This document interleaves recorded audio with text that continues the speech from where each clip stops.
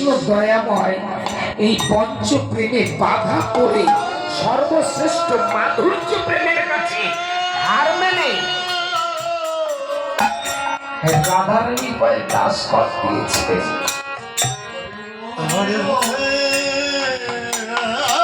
রাধারানী দেখতে বলেছিলেন, প্রভু জগতে আমি আর কিছু চাই না, বাসক কিংবা বাসভালোতাতে দুঃখ নাই, আমি তোমাকে বাসি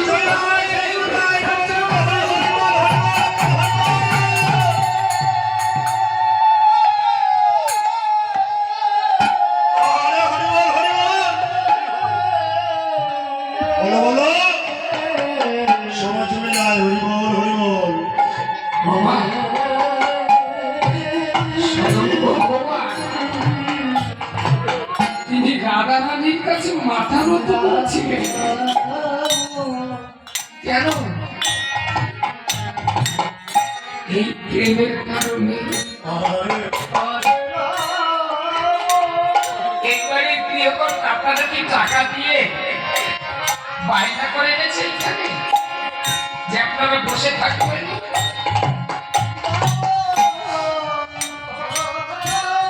এই এক মাসে দেখলাম আমার ওই ঠাকুরের জন্য সমস্ত কিছু নিয়ে এসছেন, মৎসবের জন্য।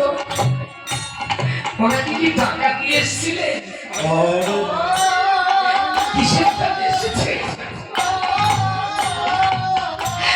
এই প্রেমরা শাশ্বত করবার জন্য এসেছে।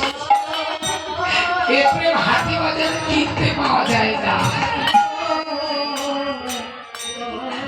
আমার কৃষ্ণদার ডাকি বলছে, রাধে কিছু চাও? বলে আমি চাই না। রাধারানী এমন চাওয়া চাইলো দয়াময়, জগতে সবাই গাড়ি চায়, বাড়ি চায়, আমি ওসব চাই না দয়াময়, আমি যেন তোমাকে ভালোবাসতে পারি। তুই হাত তুলে তোমার নাম গুণগান গাইতে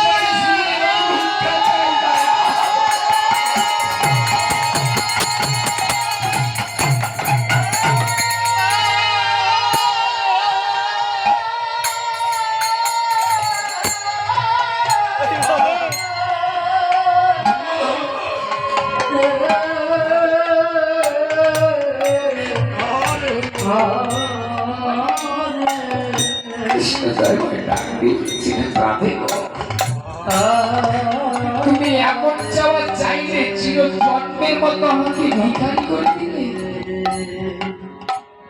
আমি তোমার কাছে একটা জিনিস চাই, তোমার যে বেদান্তিক রাগাত্মিকা